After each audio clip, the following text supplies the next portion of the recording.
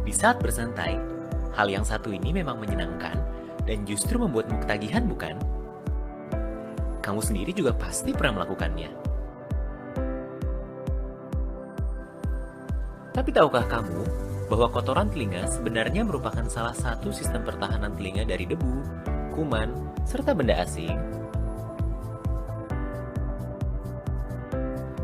Lalu, apakah aman jika membersihkan kotoran telinga dengan menggunakan cotton bud? Dan bagaimana cara membersihkan kotoran telinga yang benar ya? Serumen atau kotoran telinga merupakan hasil produksi dari kelenjar minyak liang telinga yang berfungsi untuk membersihkan, melindungi, dan melumasi liang telinga. Dalam jumlah normal, serumen tidak perlu sering dibersihkan karena telinga memiliki mekanisme untuk membersihkan dirinya sendiri secara otomatis. Kulit pada saluran telinga akan mengeluarkan serumen sedikit demi sedikit pada saat kamu tidur dalam posisi miring dan akan jatuh ke bantalmu. Serumen juga dapat keluar dengan sendirinya dengan bantuan pergerakan dari rahang saat kamu mengunyah loh. Tapi, ada kalanya serumen semakin menumpuk dan menyebabkan sumbatan pada liang telinga. Hal ini disebut dengan serumen prop. Menurut data Riskesdas pada tahun 2013, prevalensi kejadian serumen prop di Indonesia sebesar 18,8%. Dan paling banyak terdapat pada anak usia sekolah. Nah, apa saja ya penyebab terjadinya serumen prop? Ada dua faktor yang dapat menyebabkan serumen prop, yaitu faktor genetik dan faktor kebiasaan. Yang pertama adalah faktor genetik, yaitu ukuran liang telinga yang lebih sempit dan produksi serumen yang berlebihan dan lebih lengket. Yang kedua, ada faktor kebiasaan, yaitu kebiasaan mengorek telinga dengan menggunakan cotton bud dapat membuat serumen justru semakin menumpuk dalam telinga dan sulit dikeluarkan. Bahkan, ujung dari cotton bud yang kamu gunakan dapat tertinggal dalam liang telinga loh. Dan ini cukup sering terjadi. Jadi, berhati-hatilah. Kemudian, untuk pengguna alat bantu dengar, earplug, dan headphone juga dapat menyebabkan serumen menumpuk dalam telinga. Ketika serumen prop terjadi, kamu dapat mengalami beberapa gejala, seperti telinga terasa sakit atau gatal, telinga terasa tersumbat atau penuh, telinga berdengung, vertigo atau pusing berputar, bahkan hingga kesulitan mendengar. Lalu, bagaimana cara terbaik untuk membersihkan kotoran telinga ya? Nah, kamu dapat menyimak tips-tips berikut ini. Jika kamu tidak merasakan adanya gejala pada telinga, kamu tidak perlu membersihkan kotoran telinga. Karena, kotoran akan dapat keluar dengan sendirinya. Ingat, hindari penggunaan cotton bud. Kini, tentu kamu sudah mengetahui bahayanya membersihkan kotoran telinga dengan cotton bud. Namun, jika kamu merasa adanya gejala pada telinga, kamu perlu mengonsultasikannya pada dokter. Dokter akan memeriksa apakah gejala pada telinga disebabkan oleh adanya serumen yang menumpuk. Jika benar, dokter yang akan membersihkan telinga kamu. Jika kamu atau orang terdekatmu menggunakan alat bantu dengar, maka direkomendasikan untuk melakukan pembersihan telinga secara rutin, yaitu 3 hingga 6 bulan sekali. Penggunaan ear candle sampai masuk ke dalam liang telinga tidak direkomendasikan ya, karena akan semakin mengendapkan kotoran telinga dan membuatnya sulit dikeluarkan. Bahkan, juga dapat melukai liang telinga dan gendang telingamu, serta dapat memperparah gejala loh. Kini, kamu sudah mengetahui bagaimana tips membersihkan telinga yang aman. Tetap jaga kebersihan dan kesehatan telingamu ya. Bersama Ruang Mendengar, Anda dengan mudah dapat mencari jawaban atas masalah pendengaran Anda. Ruang Mendengar menyediakan konsultasi gratis, baik secara online maupun offline, mendampingi, serta menyajikan informasi terpercaya dan terlengkap tentang masalah pendengaran. Tunggu apa lagi? Segera hubungi kami untuk informasi lebih lanjut. Kini, Anda bisa membaca artikel mengenai kesehatan pendengaran di website Ruang Mendengar. Jangan lupa follow Instagram, Facebook, dan subscribe channel YouTube Ruang Mendengar. Like dan komen video ini ya jika mendapat pengetahuan baru.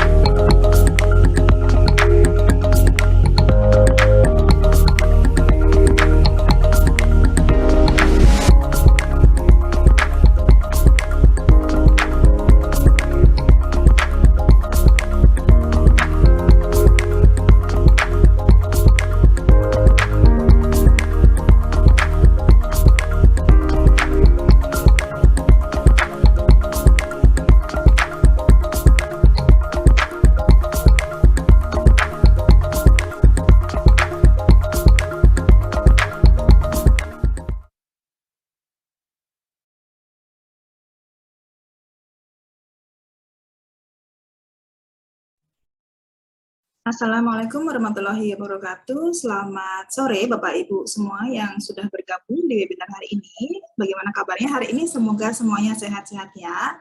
Terima kasih semuanya, dan bersama saya hari ini dengan Dewi Mustika Sari sebagai founder dan audiologis dari Ruang Mendengar. Hari ini saya mewakili Ruang Mendengar sebagai host dalam webinar mengelola stres untuk orang tua anak berkebutuhan khusus. Acara webinar hari ini didukung oleh komunitas, yaitu Komunitas Lihat Kami Bogor, Dunia Tak Lagi Sunyi, Komunitas Dunia Tak Lagi Sunyi Cirebon, Komunitas DTLS Tegal, Komunitas DTLS Kaltim, Kiki, The Family Solo Raya, Kotak Menara, Komunitas Permata Mendengar dan Berbicara, Pecahkan Kesunyian, Parents Community Medan, Komunitas Anakku Sayang Asmaran Danu, Komunitas Bunda Hebat, Komunitas Musi Ampera, Komunitas Bionik, Komunitas Kunanti, Anak Hebat, dan juga Hearing for Children. Hari ini kita kedatangan tamu istimewa narasumber kita, yaitu Ibu Yulita Rosaria Silalahi, Magister Psikologi. Sudah hadir sepertinya ada Ibu Yulita. Halo ya, Ibu Yulita. Halo, selamat sore. Sore. Sehat-sehat Bu Yulita? Iya, sehat. Terima kasih. Gimana Ibu Dewi kabarnya? Baik?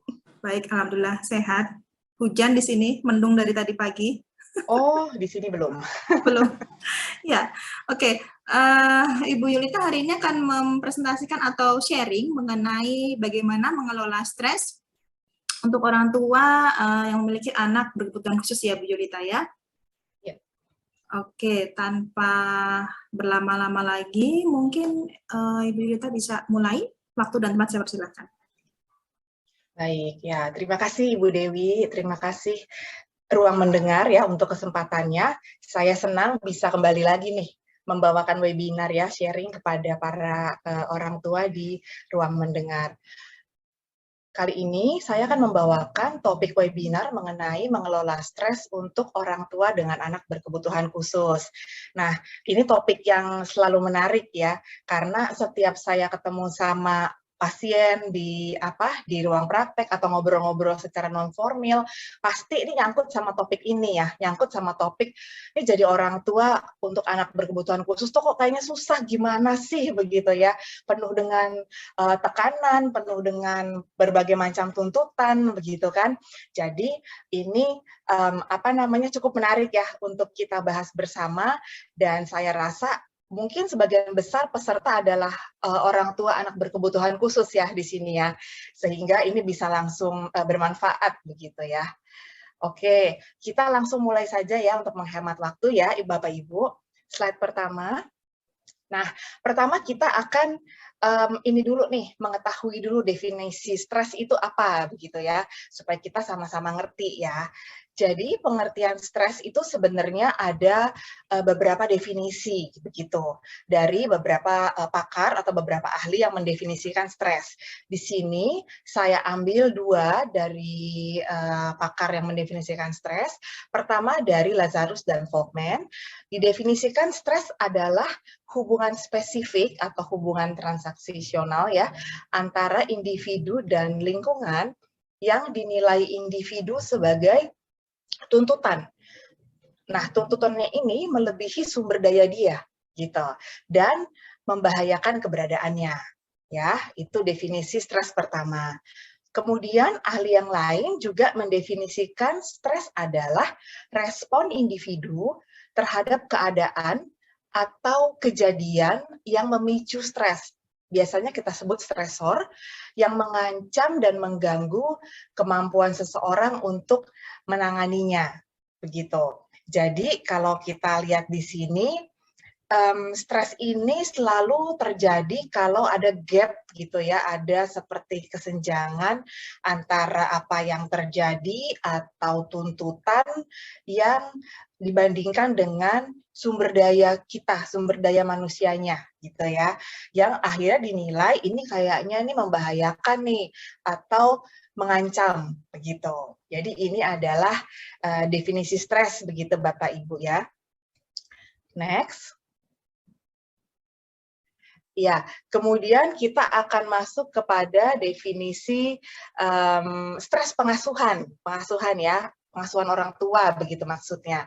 Nah, stres pengasuhan adalah stres yang dialami orang tua dalam proses pengasuhan yang melibatkan serangkaian cara mengatasi perilaku dan berkomunikasi dengan anak. Berkomunikasi dengan anak ini maksudnya dalam hal sosialisasi, berhubungan berinteraksi dengan anak, dan dalam hal pengajaran, begitu.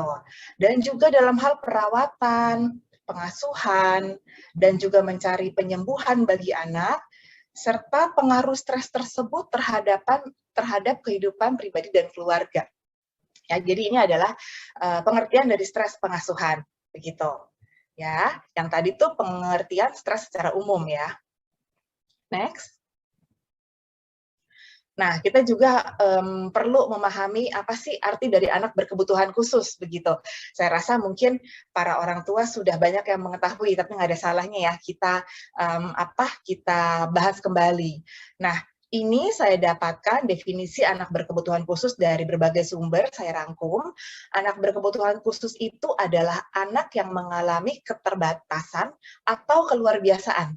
Ya, jadi nggak cuma yang terbatas, nggak cuma yang memiliki kekurangan atau kesulitan gitu ya, tapi juga yang keluarbiasaan, baik secara fisik, secara mental atau intelektual, secara sosial dan emosional yang berpengaruh secara signifikan dalam proses pertumbuhan atau perkembangannya dibandingkan dengan anak-anak lain yang seusia dengannya.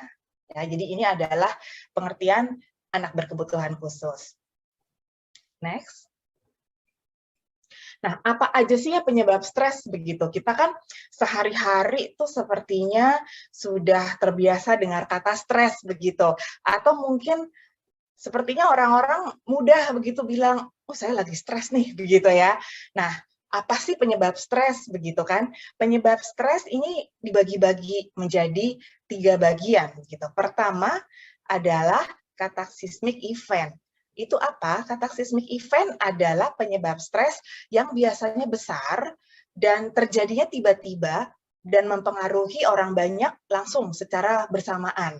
Biasanya contohnya ini adalah seperti bencana alam, perang. Nah, ini adalah salah satu penyebab stres yang menyebabkan mempengaruhi banyak orang kalau ini, ya. Kemudian ada juga personal stressor.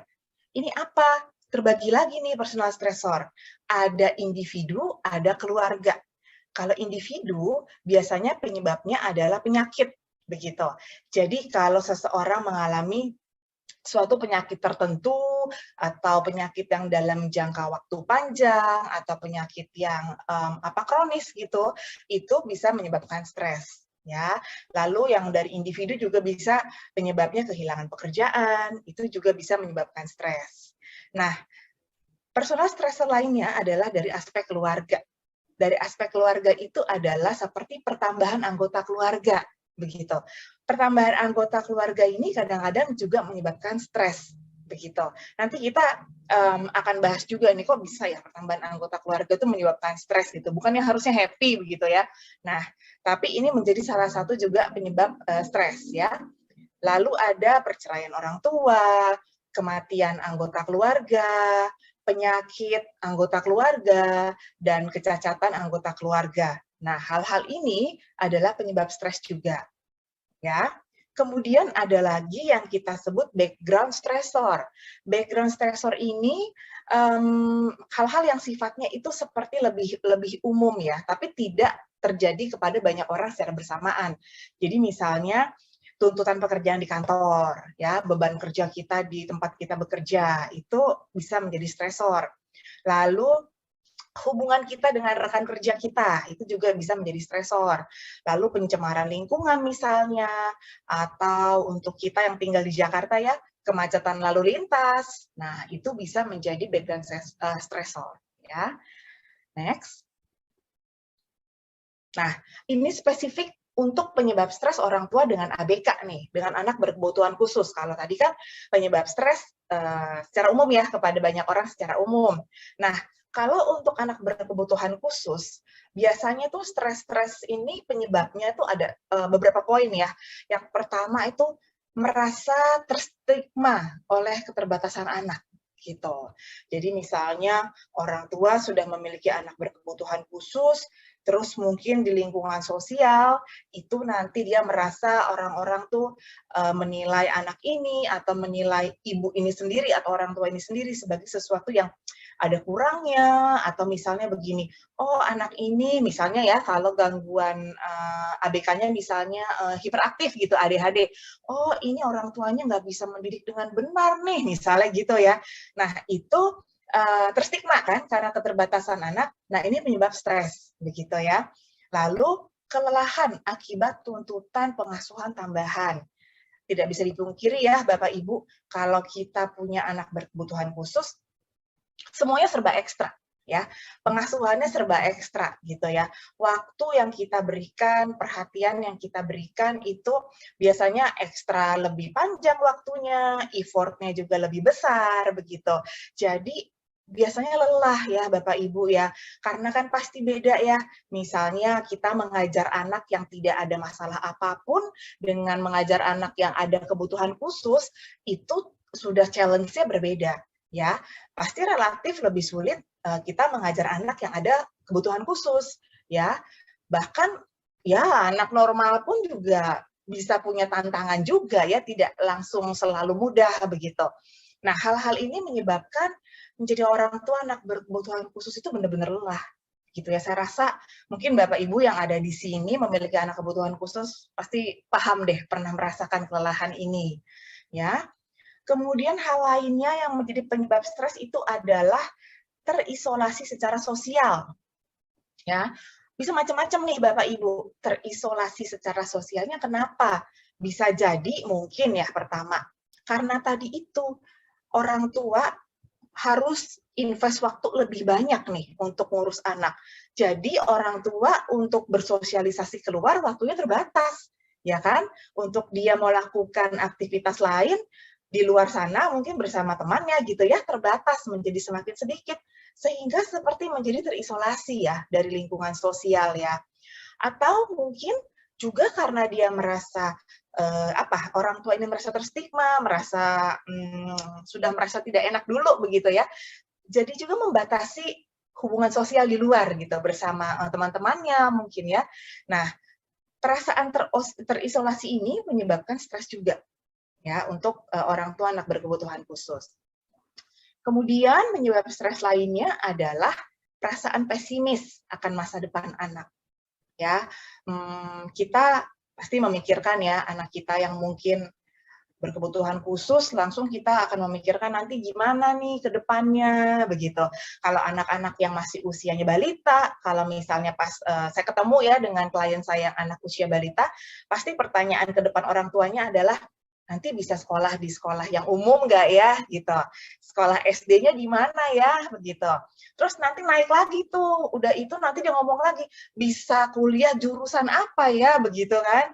Terus nanti kerjanya apa, gitu kan. Terus nanti naik lagi, gitu. Jadi, orang tua terus memikirkan mengenai masa depan anak dalam segala aspek, biasanya cenderungnya pesimis gitu, karena mikirnya, bisa nggak ya anak saya gitu ya, aduh ntar gimana ya dia ke depannya kalau misalnya nanti dia harus bekerja, harus mandiri, kira-kira bisa apa enggak nih? Nah, kalau sampai ada perasaan pesimis itu penyebab stres juga nih buat orang tua. Ya. Kemudian yang menjadi penyebab stres adalah beban biaya finansial ya untuk pengasuhan anak berkebutuhan khusus. Biasanya relatif dibutuhkan biaya lebih banyak ya dibandingkan anak umum karena pasti ada tambahan-tambahan ya Bapak Ibu seperti butuh terapi atau mungkin butuh sekolah khusus begitu ya, atau mungkin kalau anak gangguan pendengaran butuh menggunakan alat mendengar yang khusus gitu ya, yang semuanya itu terkait dengan beban biaya finansial ya. Jadi ini juga nih dipikirin orang tua, jadi penyebab stres juga bisa. Next.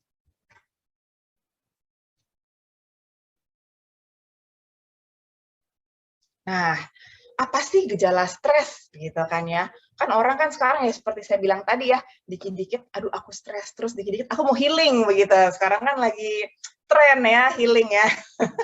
Nah, kita kenali dulu nih apa nih gejala stres gitu. Gejalanya beragam ya Bapak Ibu. Gejala stres pada setiap orang itu beragam dan berbeda-beda begitu. Pertama bisa jadi ada gejala fisik ya. Gejala fisik itu bisa ada peningkatan tekanan darah. Jadi kalau diukur pakai tensinya naik gitu ya. Ini mungkin stres yang biasa pun begitu. Misalnya ada orang tua nggak usah stres pengasuhan pola asuh gitu. Mau disuntik imunisasi, vaksin, takut disuntik langsung, pas ditensi naik gitu tekanan darahnya. Nah, itu salah satu gejala stres secara fisik ya. Terus peningkatan detak jantung, kayak jadi itu deg-deg gitu, kayak deg-degan ya kalau kita ngomongnya secara umum. Lalu biasanya ada keluar keringat dingin, ada yang mungkin sakit mah, gangguan pola tidur, jadi mungkin tidurnya lebih malam gitu ya, sulit tidur, dan lain-lain ya, karena berbeda-beda di setiap orang ya. Kemudian ada gejala emosi. Kalau gejala emosi ini biasanya tampilannya tuh dia sulit konsen gitu. Terus mudah lupa. Jadi kayaknya kalau kita ngobrol sama dia tuh apa istilahnya ya? Lambat gitu, kayak lola gitu ya, kayak nggak nyambung gitu kan. Karena konsentrasinya sulit, terus mudah lupa, sehingga dampak berikutnya biasanya nih, kalau mau buat keputusan gitu dalam masalah, itu sulit biasanya. Karena ya gimana ya mau konsen aja susah kan ya. Dia mau memikirkan suatu masalah, mau buat suatu keputusan itu biasa sulit. Ya. Lalu mudah marah ya. Mungkin nih ibu-ibu nih yang di rumah tiba-tiba kok jadi saya sekarang gampang marah-marah ya. Nah, kita cek nih kita stres apa enggak gitu kan.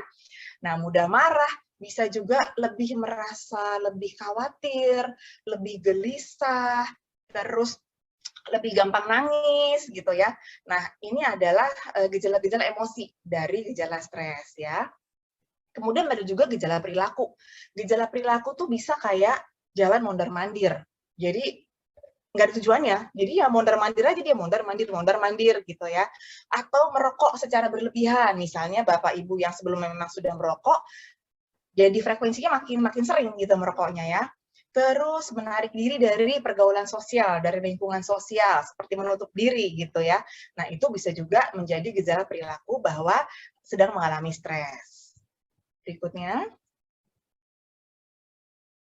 Nah, tingkat stres tuh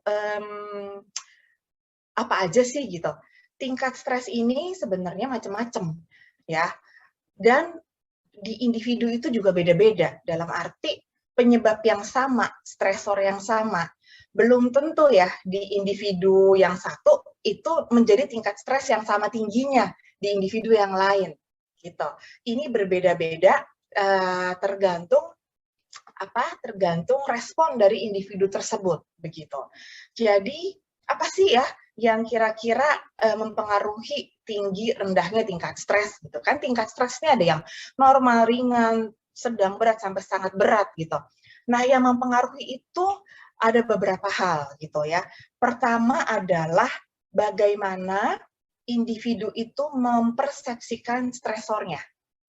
Ya, apakah individu mempersepsikan stresor ini sebagai sesuatu yang bahaya banget, mengancam dia banget, atau bagi dia biasa-biasa aja. Ya, itu kaitannya biasanya dengan kemampuan kognisi ya, kalau itu. Nah, jadi semakin individu itu menilai, mempersepsikan stresornya itu sebagai sesuatu yang bahaya banget, yang berat banget, tingkat stresnya pasti lebih tinggi. Ya, walaupun sebenarnya stresornya itu sama yang dialami dengan individu lain, itu bisa beda nanti tingkat stresnya. Ya, kemudian juga bisa juga tingkat stres ini tinggi rendahnya dipengaruhi dengan jumlah stres yang harus dihadapi pada waktu bersamaan, gitu. Kan misalnya nih ya, udah lagi baru dapat diagnosa anaknya berkebutuhan khusus, tahu-tahu dia lagi ada konflik di kantor sama rekan kerjanya, misalnya gitu ya. Tahu-tahu rumahnya kebanjiran lingkungannya. Nah, itu kan udah banyak banget ya stresornya kalau kayak gitu ya. Nah, itu mempengaruhi tinggi rendahnya tingkat stres juga. Lalu, lamanya pemaparan stresor. Ya, contoh kayak tadi, misalnya background stresornya ada banjir. Nah, kalau banjirnya seminggu sama banjir sehari kan beda ya, Bu, Bapak ya. Pasti dia akan lebih stres kalau stresornya itu berjalan terlalu lama, gitu ya. Dan juga ada yang mempengaruhi itu pengalaman masa lalu. Itu pengaruh pengalaman masa lalu. Jadi bagi individu yang baru kali ini dapat masalah ini, biasa bingung gitu, respon pertama itu bingung, sehingga nggak tahu harus ngapain. Nah, biasanya itu lebih stres.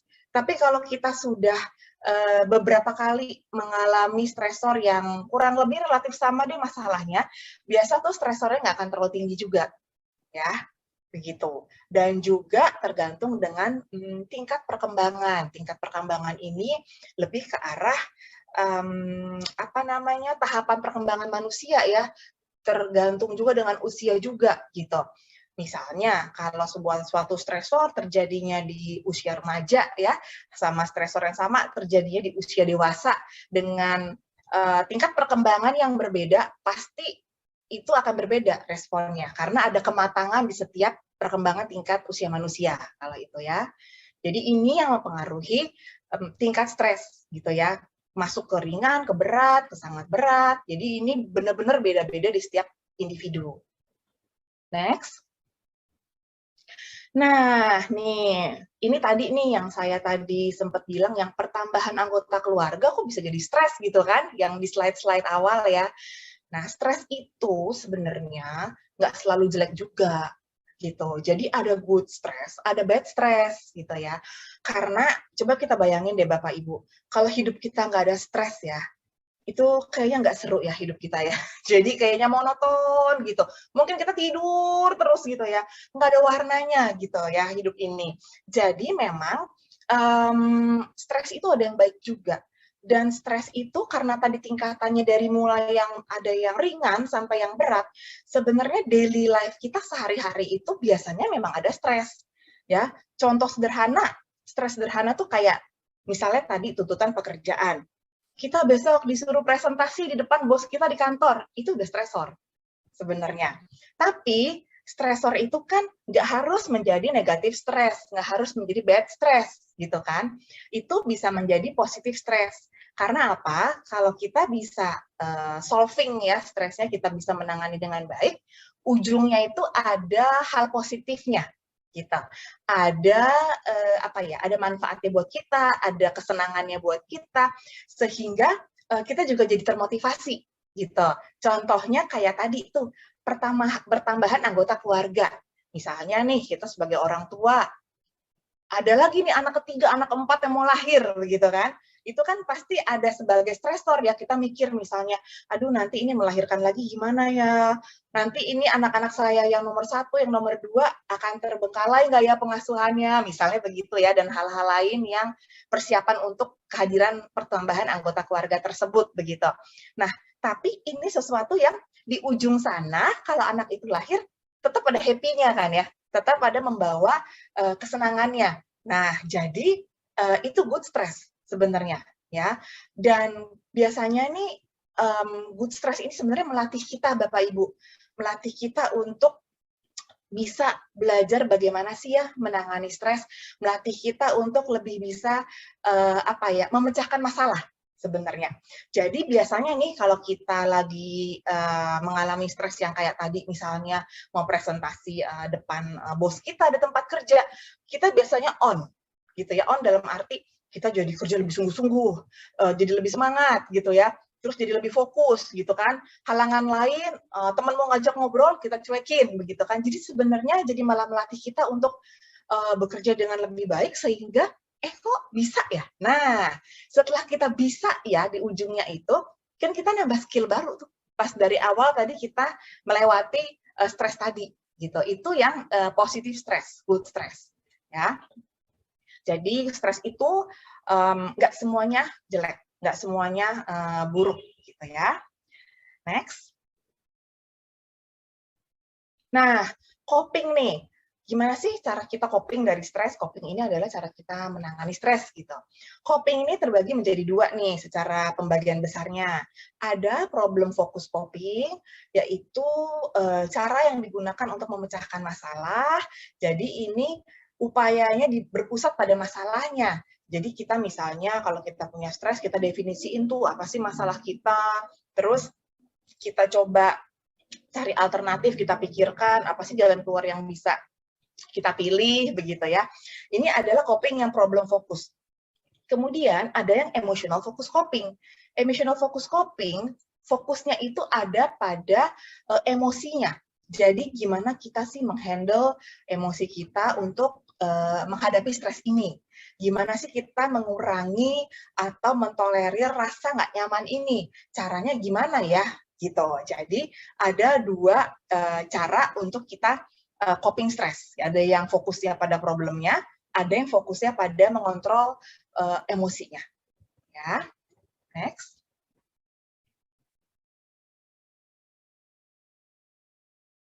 Nah, ini saya mau share mengenai perspektif mental nih ya. Ini adalah salah satu contoh coping yang tadi fokus pada emosinya ya, emosionalnya, ya, emotional copingnya. Nah, Bapak Ibu, kan yang terjadi di sekitar kita itu banyak sekali ya, banyak hal bisa terjadi. Ada hal-hal yang bisa kita kontrol, dan ada hal-hal yang tidak bisa kita kontrol. Nah, tugas kita nih, kita latihan nih Bapak Ibu, gimana cara kita mengarahkan perspektif mental kita nih. Nah, sebaiknya kita fokus pada hal-hal yang memang kita bisa kontrol. Di lingkaran yang warna-warni itu ya, yang ada coklat, abu-abu, biru, ini adalah gambaran hal-hal yang bisa kita kontrol. Begitu. Apa sih things I can control? Macam-macam ya. Things yang bisa kita kontrol itu ada, misalnya apa yang kita pikirkan, itu bisa kita kontrol. Ya. Respon kita terhadap orang lain, itu bisa kita kontrol. Begitu ya. Nah, lalu bagaimana kita bicara dengan orang lain, itu bisa kita kontrol. Lalu bagaimana kita mengatur jadwal kita, bagaimana kita membagi energi dan tenaga kita, itu bisa kita kontrol. Ya. Nah, di luar itu, di luar hal-hal yang bisa kontrol, sebaiknya kita jangan terlalu pusing, gitu ya. Karena ini yang nanti membuat penyebab-penyebab stres, gitu. Contohnya apa? Apa yang orang pikirkan tentang anak kita? gitu ya. Apa yang orang katakan tentang kita, gitu kan. Ya kita kan nggak bisa kontrol ya Bapak Ibu ya. Mereka mau bicara apa ya susah ya kan, itu mulut mereka, nggak bisa kita kunci mulut orang lain gitu kan. Nah, yang bisa kita kontrol adalah bagaimana kita berespon terhadap apa yang orang lain katakan, begitu. Lalu yang tidak bisa kita kontrol tuh banyak ya, kayak misalnya pengandaian ya. Gimana ya kalau misalnya dulu itu andaikan saya sudah bisa memberikan anak saya alat pendengaran yang keren, yang paling mutakhir di masa lalu, itu pasti anak saya itu udah nggak bisa kita kontrol. Masa lalu ya ceritanya ya. Nah, itu sesuatu yang udah tidak bisa kita kontrol. Jadi jangan berfokus pada hal-hal yang tidak bisa kita kontrol, karena itu akhirnya mengurangi fokus kita, mengurangi energi kita dan waktu kita untuk sebenarnya bisa melakukan sesuatu padahal yang bisa kita kontrol, hal yang bisa kita kerjakan gitu. Jadi ini perspektif mental yang kita mulai latih ya, hanya berpikir, hanya fokus pada hal-hal yang memang bisa kontrol. Nah, ini salah satu contoh coping yang dari sisi emosi gitu ya. Jadi ini kata lainnya bisa kita sebut juga seperti mindful ya. Jadi kita mindful lah, kita benar-benar berada di sekarang, keadaan sekarang juga gitu ya.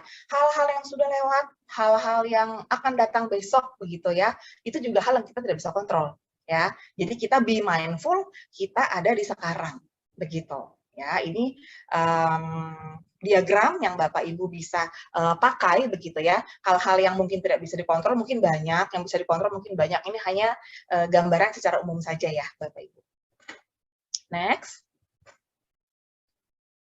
Nah, ini saya langsung kasih tips praktis ya untuk mengelola stres untuk orang tua supaya bisa langsung diaplikasikan. Pertama, mungkin ya Bapak Ibu udah sering banget deh dengar ini. Ya, kita belajar ya menerima kondisi anak kita begitu ya. Mudah dikatakan, sulit dilakukan ya. Kalau ini Bapak Ibu, cuman ya kita sama-sama belajar, kita menerima kondisi anak kita yang berkebutuhan khusus begitu. Kemudian jangan lupa, habis kita terima, kita harus mengedukasi diri, ya, mencari informasi terkait dengan keberadaan anak kita yang berkebutuhan khusus begitu ya. Saat ini sih menurut saya sudah jauh lebih mudah ya mencari edukasi ya, mencari informasi dibanding mungkin sekitar 10 tahun yang lalu ya. Itu agak sangat terbatas yang namanya webinar, seminar begitu ya. Nah, ini orang tua diharapkan juga tantangannya kalau sekarang adalah bisa memilah dan mencari informasi yang benar dan terpercaya. Sekarang challenge-nya ada di situ, karena kan informasinya banyak ya.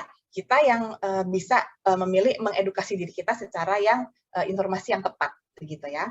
Lalu berikutnya, kita perlu mengakui keterbatasan diri kita ya, Bapak Ibu, karena bagaimanapun juga tidak ada manusia yang sempurna, Ibu, Bapak. Tidak ada orang tua juga yang sempurna. Kita pasti terbatas. Jadi kita harus mengakui keterbatasan diri kita, dan berikutnya adalah membuka diri, mencari bantuan.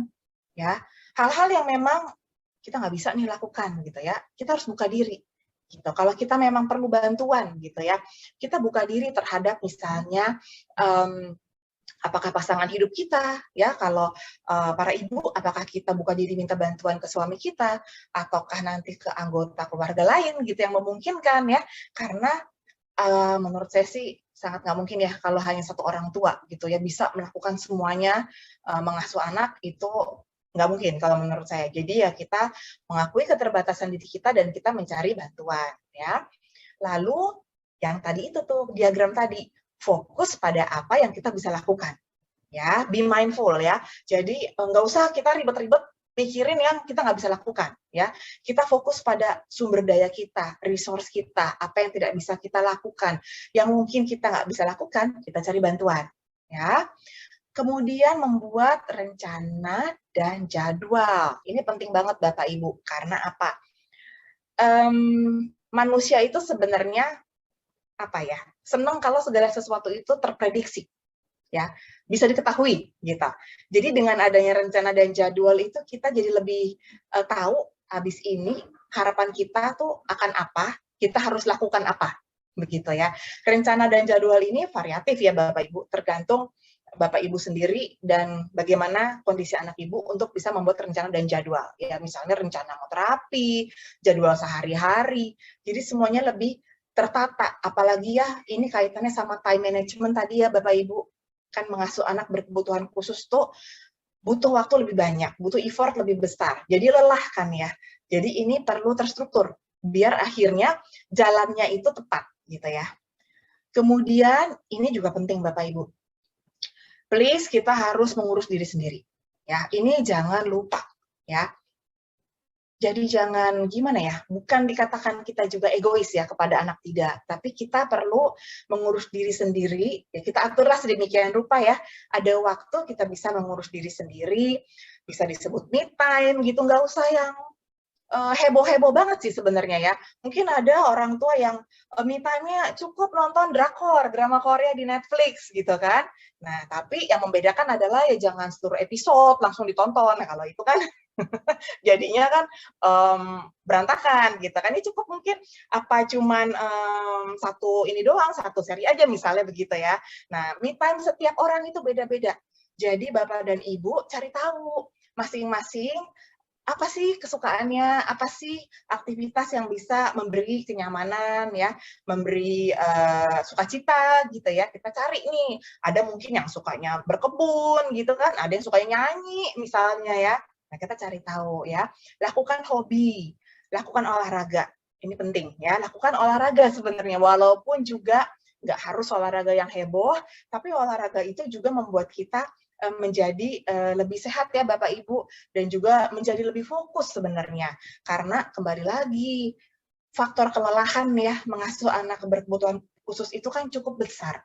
Kalau kita nggak fit ya pasti gampang lelah ya Bapak Ibu. Jadi olahraga, termasuk juga makan makanan yang bergizi pasti ya. Dan kemudian juga butuh relaksasi ya. Nah, relaksasi ini tipenya beragam sebenarnya. Di slide berikutnya, next. Ya, saya ada kasih beberapa tipe, ini teknik relaksasi yang mudah, yang bisa dilakukan secara orang tua ya, di orang tua di rumah, jadi praktis. Ini ada pernafasan diafragma dan gerakan kupu-kupu atau butterfly hug, begitu ya. Apa mungkin kita bisa sambil coba kali ya? Kalau misalnya masih ada waktu kan ya Bu Dewi ya? Masih Bu Yunita. Oke, kita coba sebentar aja. Pak Ini Ibu cuma boleh. Secara simpel aja. Mungkin Bapak Ibu bisa coba di rumah. Kita ambil posisi duduk yang nyaman dulu. Nah, ini adalah sekarang yang kita coba yang teknik pernafasan diafragma ya. Jadi pernafasan diafragma ini tujuannya berlatih nafas, membuat ritme gitu ya. Nanti kita akan melakukan menarik nafas bersama-sama ya. Nanti narik nafasnya Bapak Ibu pakai pernafasan diafragma. Nah, nanti jadi kalau nafas tuh pakai perut gitu ya. Ketika kita tarik nafas, kan nanti tangan ini kita akan taruh ya, seperti digambar di dada dan di perut. Jadi nanti kita akan merasakan tangan kita yang di depan perut itu bergerak ke arah depan. Jadi perutnya seperti mengembang ke arah depan ya. Lalu ketika buang napas, nanti kita akan buang lewat mulut seperti meniup balon, sehingga nanti perutnya juga jadi akan masuk seperti kempes begitu. Ya, kita akan coba pelan-pelan ya, ikuti instruksi dari saya. Kita coba ya Bapak Ibu ya. Bapak Ibu boleh menutup mata kalau mau menutup mata. Ya, letakkan tangan di dada, satu tangan di dada dan satu tangan di perut. Ya, kita akan menarik nafas dari hidung untuk 4 hitungan. Tarik nafas secara perlahan-lahan. Tarik nafas, 1, 2, 3, 4, tahan, buang melalui hidung sedikit-sedikit, 1, 2, 3, 4, kita coba lagi. Kita coba lagi ya, tadi saya ada salah sebut, harusnya buang melalui mulut ya. Kita coba lagi, kita tarik nafas dari hidung, tarik nafas, 1, 2, 3, 4. Kita tahan nafasnya. Buang dari mulut. 1, 2, 3, 4. Ya, seperti itu Bapak Ibu. Gitu. Biasanya harusnya kita merasa lebih tenang. Gitu. Ritme kita tuh lebih teratur karena biasa kalau orang stres itu yang tadi itu deg-degan gitu ya, deg-degan. Terus nafasnya tuh kayaknya apa ya, nggak teratur begitu ya. Jadi cara-cara seperti ini bisa dilakukan dengan mudah dan relatif cepat sebenarnya. Kita kalau di kantor pun nih yang Bapak Ibu ya bisa lakukan cara ini. Gitu, pernapasan diafragma ya. Ini bisa dilakukan berulang-ulang Bapak Ibu. Sampai Bapak Ibu merasa lebih nyaman, lebih enak ya. Bisa diulang-ulang. Sebenarnya ini bisa diajarkan ke anak-anak. Ya, tapi memang ya namanya anak-anak ya, nggak bisa sekali diajarin langsung bisa, harus diulang-ulang ya kalau anak-anak diajarin ini. Kemudian ada ini nih, ada juga teknik berikutnya nih. Teknik berikutnya adalah gerakan kupu-kupu nih, butterfly hug ya. Kalau ini saya contohin aja ya Bapak Ibu. Nah, butterfly hug ini adalah caranya itu tangan itu disilangkan, ditaruh di depan dada ya. Taruh depan dada, lalu ditepuk bergantian masing-masing tangan kanan dan tangan kiri. Gitu. Boleh dilakukan sambil menutup mata. Ditepuknya pelan-pelan ya. Biasanya ini kalau kita lakukan bersama anak-anak bisa sambil bernyanyi ya. Lagu anak-anak tuh biasanya mungkin lagunya Barney misalnya ya. Jadi kita bisa lakukan I love you, you love me. Seperti itu. Jadi kita lakukan terus ya, berulang. Biasanya anak itu akan menjadi lebih tenang. Begitu ya. Nah, anak-anak yang lebih besar biasa lebih mudah untuk diajarkan. Nah, untuk orang tua lagunya bisa diganti sih ya, nggak usah I love you, you love me Barney sebenarnya. Jadi bisa dicari lagu apa, mungkin lagu kesukaannya Bapak Ibu yang kira-kira bisa memberi kenyamanan, dinyanyikan secara perlahan dengan ritme yang teratur begitu. Jadi ini contoh teknik relaksasi yang mudah begitu ya, yang bisa dilakukan di rumah atau tiba-tiba di kantor gitu, bisa dilakukan teknik relaksasi seperti ini. Berikutnya.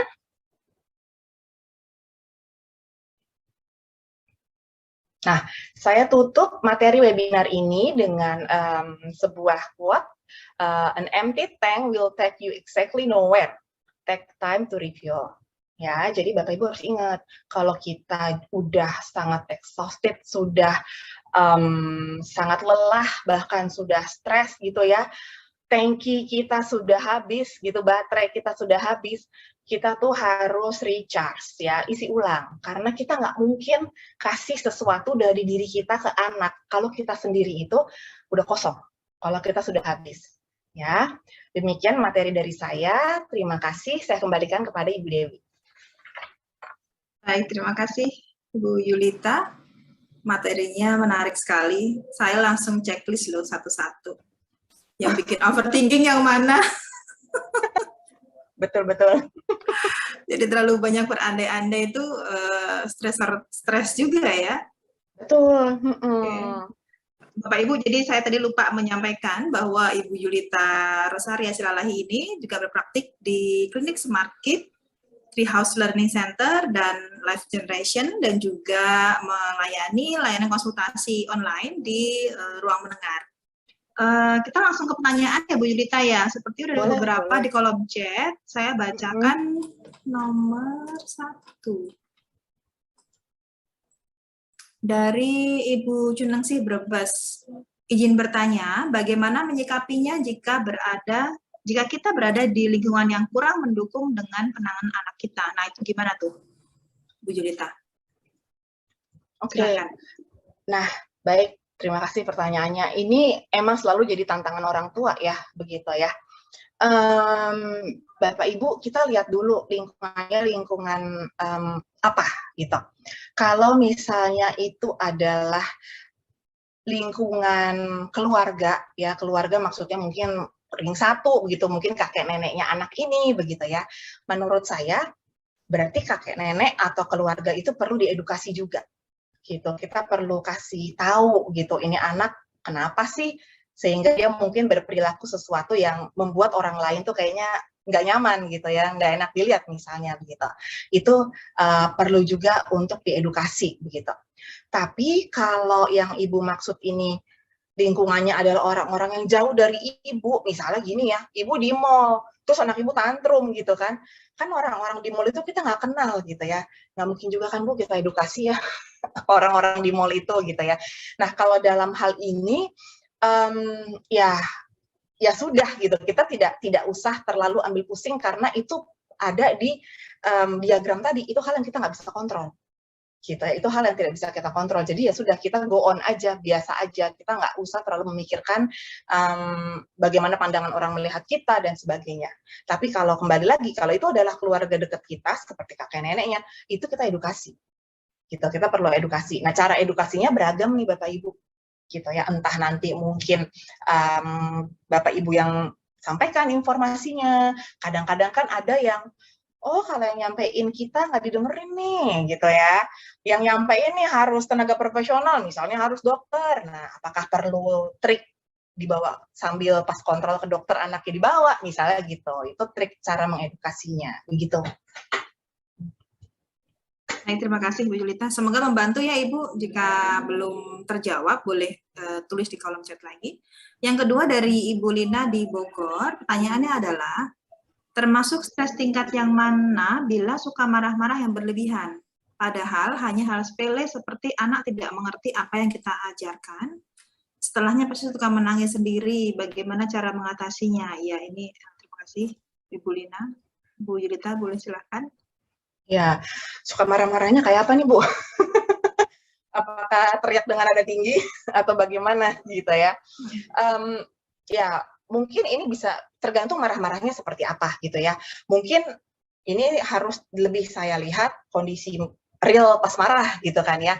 Dan stresornya anaknya ini juga tidak bisa diajarkannya tuh seperti apa gitu. Apakah semuanya diajarkan tidak bisa misalnya, ataukah itu baru pembelajaran sekali, ataukah itu hal yang baru diajarkan gitu ya.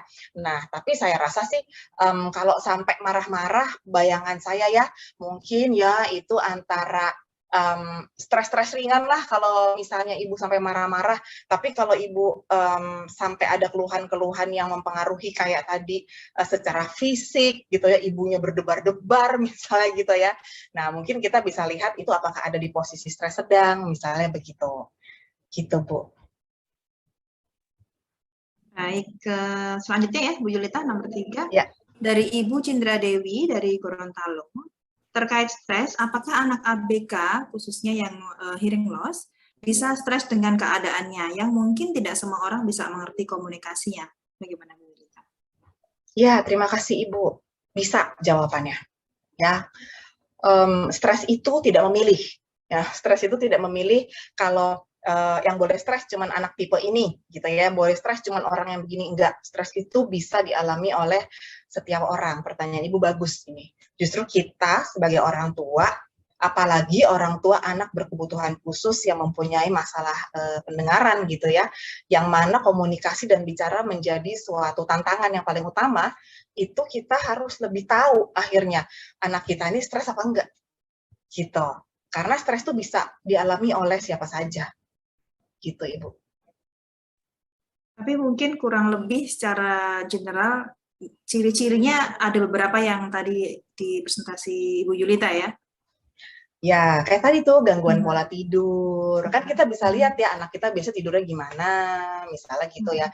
Terus yang tadi juga kan misalnya apakah dia kayaknya gelisah atau khawatir atau kayaknya sulit konsentrasi. Ya, tadinya biasa-biasa aja gitu, macam-macam sih. Anak-anak tuh biasanya paling kelihatan itu dari mulai gangguan pola tidur, gangguan pola makan, sama biasanya aktivitas sehari-hari dia yang biasa dilakukan baik-baik saja, itu dia jadi males. Biasa begitu perubahannya. Oke. Jadi itu ya Ibu Cindra Dewi, beberapa ciri dari anak-anak yang mungkin sedang mengalami stres ya. pertanyaan berikutnya dari Dr. Megawati Wijaya. Yang pertama, bagaimana mengelola stres oleh ibu yang punya anak dengan kebutuhan khusus, Dok? Karena kadang ibunya merasa bosan ngurusnya. Adakah kiat untuk mengedukasinya, Dokter? Bu Yulita, silakan. Oke. Nah, untuk ibu yang merasa bosan ini ya, kita mungkin kalau ada kesempatan gitu ya, lebih baik bicara dulu nih sama ibu. Apa sih yang menyebabkan dia merasa bosan gitu kan? Kadang kata bosan yang dia pakai, definisinya tuh apa sebenarnya? Apakah dia sebenarnya stres gitu? Apakah stresor itu sudah terlalu besar sama dia gitu? Tapi kan kadang-kadang orang sebutnya bosan gitu. Jadi kita harus telisik lebih dalam begitu ya. Ini bosannya karena apa? Ada apa begitu ya? Apakah si ibu sendiri punya masalah sendiri gitu, sehingga kita harus cari tahu sehingga kita bisa mengedukasinya sesuai dengan kondisi ibu gitu ya, sesuai dengan masalah yang ibu hadapi atau yang keluarga ibu ini juga mungkin lagi ada masalah gitu. Oke, pertanyaan berikutnya dari Ibu Devi di Jakarta.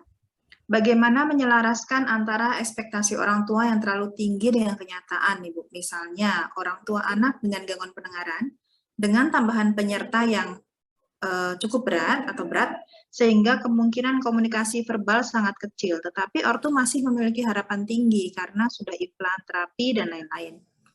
Dan ortu jika diberitahukan orang atau ahli, ortu ini malah semakin stres. Dan anaknya seperti terlantar atau tidak, misalnya tidak dimandiin, tidak dikasih makan, dan lain-lain.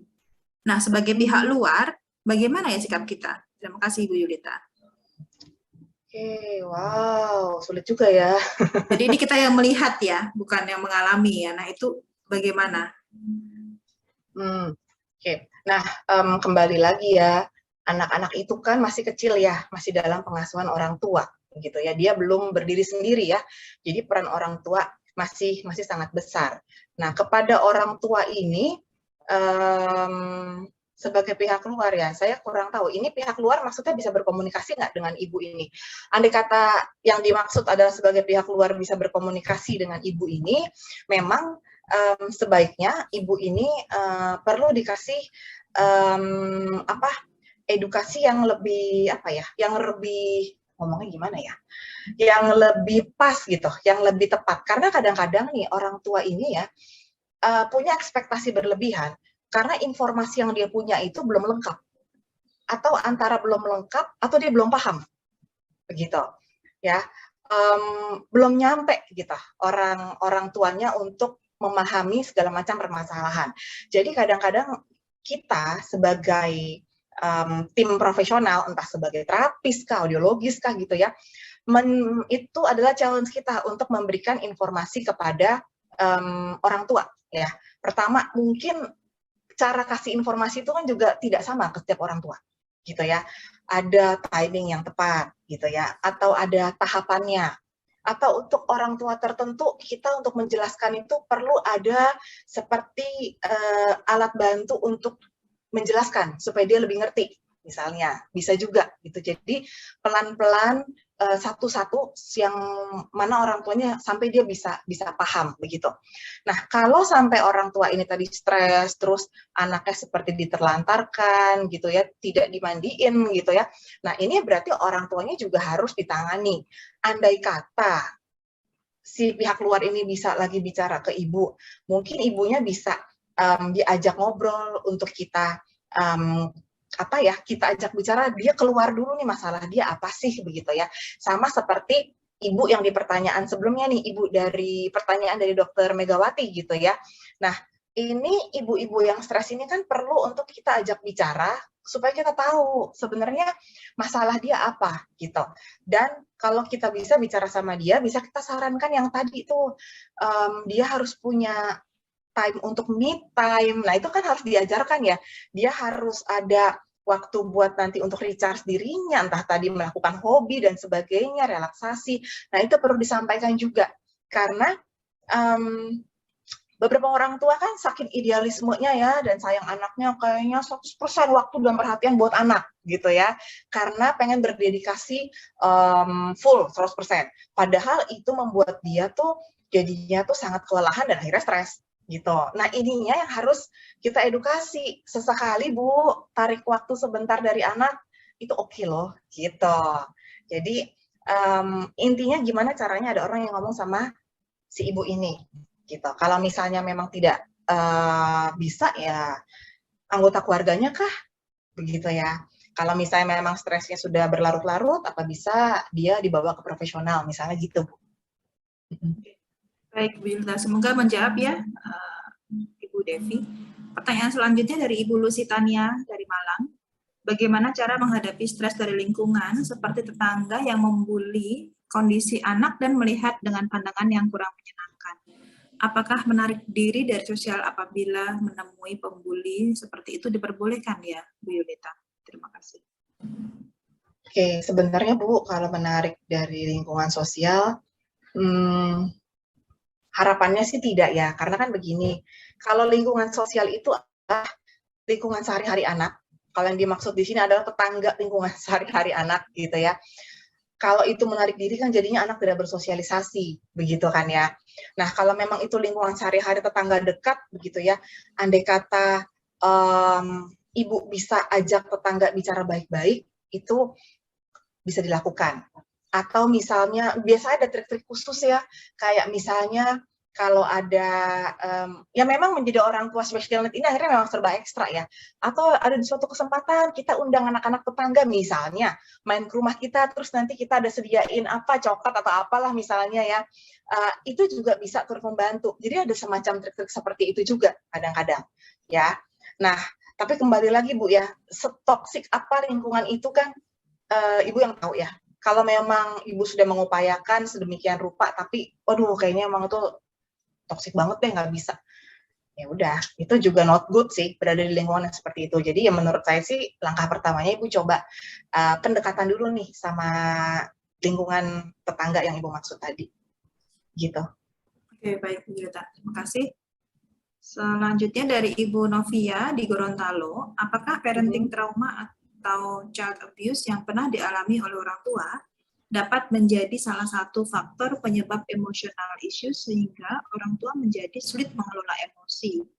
Misalnya mudah marah, padahal sepele, menggebu-gebu, dan cenderung berperilaku abusif saat marah. Termasuk mungkin sulit menerima kondisi ABK-nya dan sebagainya. Lalu bagaimana ya mengatasinya? Apakah ada treatment khusus, Bu Yulita? Terima kasih. Oke, baik. Berarti ini maksudnya orang tuanya ya yang mempunyai trauma ya? Oke, baik. Ibu, sebaiknya sih kalau memang kita sebagai orang tua itu masih ada trauma, memang sebaiknya kita yang berusaha untuk beres-beres dulu gitu istilahnya ya, gitu. Kalau Ibu sudah menyadari ada sesuatu nih dari parenting trauma di masa lalu dan ini sepertinya sulit untuk di handling gitu ya, sampai kita sebagai orang tua tuh berperilaku abusif gitu ya, ada baiknya sih Ibu datang ke profesional gitu, mungkin ke psikolog untuk konsul gitu ya, biasanya apakah ada sesi konseling gitu yang dilakukan dan sebagainya ya, karena ini biasanya mempengaruh gitu. Oke. Terima kasih Bu Yulita, semoga menjawab ya Ibu. Selanjutnya mana ya, ini lumayan banyak sekali nih Bu Yulita.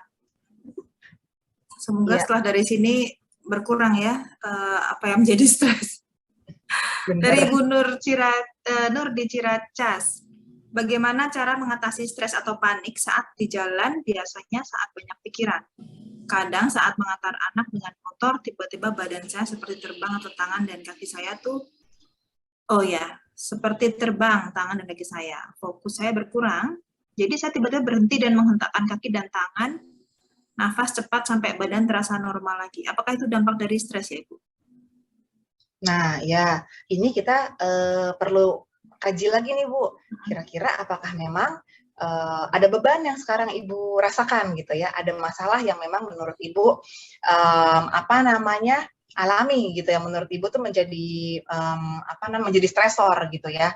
Kalau memang benar menurut Ibu ada masalah yang memang berat gitu yang menjadi beban Ibu saat ini, bisa jadi ini adalah juga dampak stresnya begitu. Tapi kalau misalnya tidak, ya harus dicek ya apakah ini ada masalah lain yang kaitannya mungkin lebih ke fisik gitu misalnya ya. Bisa dicek juga gitu. Baik, terima kasih. Masih ada waktu ya, Bu Julita, masih bisa menjawab pertanyaan yang lainnya? Ya, boleh, silahkan. Saya kalau sedang stres sering berpengaruh ke perut yang tiba-tiba sakit, apakah itu normal? Dari Ibu Nur di Serang. Ya, Ibu, ada kaitannya. Salah satu gejala stres itu biasanya mah ya, gitu. Ada kaitannya. Jadi beberapa orang bisa menampilkan gejala yang seperti sakit mah itu di perutnya ya, kalau dia sedang stres. Nggak semua orang sih harus sakit mah, kan beda-beda. Tapi memang ada yang beberapa gejalanya itu sakit mah, sakit perut itu. Oke. Kemudian dari Ibu Nani di Cilegon, bagaimana mengelola stres anak gangguan dengar dalam hal adaptasi pertemanan di sekolah yang saat ini kelas 8? Dalam hal keterbukaan menjelaskan kondisinya yang tunarungu, perlukah menjelaskan ke teman-temannya atau biarkan mengalir saja? Bagaimana, Bu? Oke, baik. Berarti ini adalah sekolah umum ya, kalau saya lihat ceritanya ya. Ya. Harusnya ya, gitu. Ini Mama Naila ya? Ya. Oke, ya. Kalau menjelaskan, biasanya sih ya Bapak Ibu, kalau udah konteks sekolah, yang menjelaskan secara umum sih biasanya itu guru sekolah ya, atau guru BP gitu, guru BK, biasanya sih begitu gitu. Kalau menurut saya, karena kan ini sudah kelas 8 ya, sudah cukup bisa, ya remaja ya. Kalau remaja biasa sudah mulai bisa berpikir lebih baik ya dibanding kelompok usia anak-anak sebelumnya. Jadi menurut saya, kalau misalnya dengan berjalan saja tidak ada masalah yang berarti, mereka saling bisa berinteraksi dengan cukup baik, nggak perlu juga sih harus dijelaskan seperti itu. Karena biasanya anak-anak kelas 8 itu udah cukup paham bahwa ada temennya yang berkebutuhan khusus, tapi kan tetap harus menjalin pertemanan dengan baik begitu ya.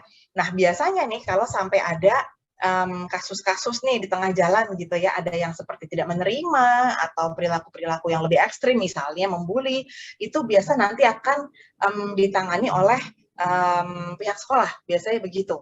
Gitu, karena anak remaja ini udah kayak ini ya, setengah di orang tua, terus sudah mulai juga sendiri keluar gitu ya. Jadi mereka juga sedang belajar bersosialisasi gitu. Tapi kalau dari awal sih menurut saya nggak perlu sampai harus kita omongin dulu di depan sih.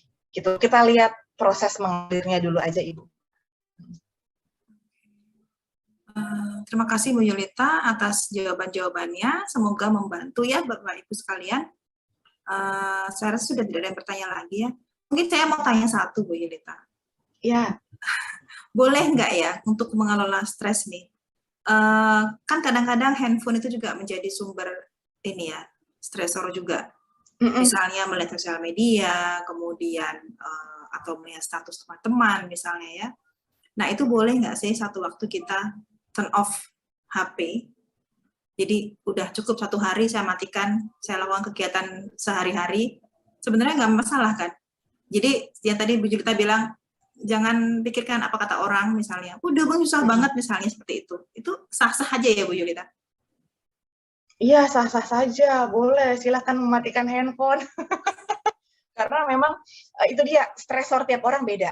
Yang tadi itu ya, mungkin bagi orang lain itu biasa aja, tapi bagi orang lain itu menjadi sesuatu yang tuntutan, gitu kan, tuntutan yang sepertinya itu istilahnya tuh seperti di luar resource dia nih, di luar kemampuan dia. Kalau memang kita menganggap itu adalah stresor kita, ya nggak apa-apa, kita hindari gitu ya, atau kita kurangi gitu misalnya. Mau bahas PBL baru dia. Gitu. Kalau enggak dia cuekin kita, mana boleh anak itu tanda-tanda kurang baik Mas sebenarnya. Halo, adakah yang mau bertanya? Kita nggak boleh. Dokter Ingrid? Oh sudah di-mute. Oh mungkin sedang tidak sengaja ke unmute. Oke, Bilita. Jadi boleh-boleh aja ya. Ya, boleh, silakan. Itu untuk mengurangi itu ya, mengurangi tadi yang diagram things I cannot control begitu ya. Betul, Lebih baik, betul. lebih baik kita nggak lihat deh gitu kan ya. Iya, karena saya pikir juga efeknya adalah ketika dalam kondisi seperti itu, kemudian ada yang bertanya ini itu, misalnya mengirimkan pesan atau segala macam, itu dalam kondisi kita yang sedang tidak fit secara mental itu bisa salah-salah ngomong gitu, salah-salah jawab Ya, gitu. betul, Ya. betul. Ya, makanya berarti tarik nafas dulu sebelum benar. menjawab. Kita lakukan teknik tadi pernapasan diafragma dulu gitu kan. Tapi itu Harus benar loh. praktek. Iya, itu bisa loh. Jadi kayak kita ada anak kita gitu ya, tiba-tiba membuat ulah, terus kita kayaknya, aduh, udah darahnya di atas kepala gitu ya. Ambil dulu waktu gitu kan, lakukan pernapasan diafragma itu biasanya cukup membantu. Gitu, bisa turun lah sedikit gitu. Terima kasih Bu Yulita, materinya hari ini saya rasa sudah ada yang bertanya lagi ya. Mungkin ada closing statement dari Ibu Yulita untuk Bapak Ibu di sini, pesannya. Kalau dari saya, ibu-ibu, bapak-bapak, terus berjuang untuk kita membesarkan anak-anak dengan berkebutuhan khusus, begitu ya. Salam hormat dari saya untuk semua orang tua berkebutuhan khusus, kalian tuh luar biasa semuanya. Itu keren banget lah semuanya ya. Jangan berpikir kita harus jadi orang tua yang sempurna, itu karena ya agak mustahil. Yang pasti terus belajar, terus berusaha, sama-sama pasti bisa. Terima kasih ya atas waktunya. Terima kasih Ibu Yulita.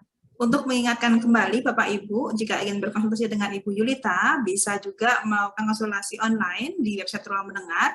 Kita coba putar dulu ya di website Ruang Mendengar ini, Mbak tim Ruang Mendengar boleh diputar sebentar bagaimana cara bookingnya.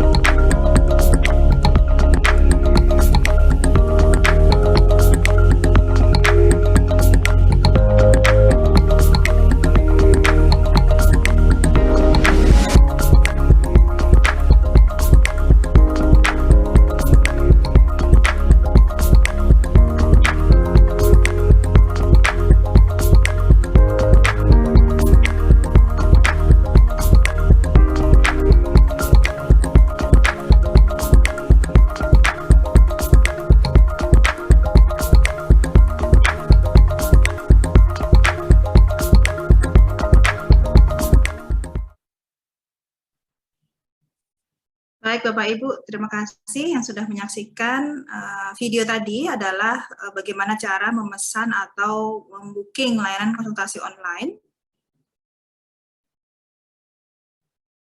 Oh ya, tiba-tiba hilang screen saya. Jadi cara booking online-nya di website Ruang Mendengar. Kemudian kalau tidak ada yang bertanya lagi, mungkin kita sesi foto bersama dulu ya. Bapak Ibu boleh silahkan open cam. Kasih senyum yang paling terbaik ya. Jangan stres. Ya, kita foto dulu. Dimohon untuk tidak menuliskan komentar di kolom chat ya, karena akan muncul pada saat foto bersama. Sudah siap semuanya, rambutnya dirapikan, jilbabnya dirapikan, senyumnya yang paling lebar. Oke, saya hitung. Mbak Dira sudah siap ya? 1, 2, 3. Screen yang kedua. 1, 2, 3.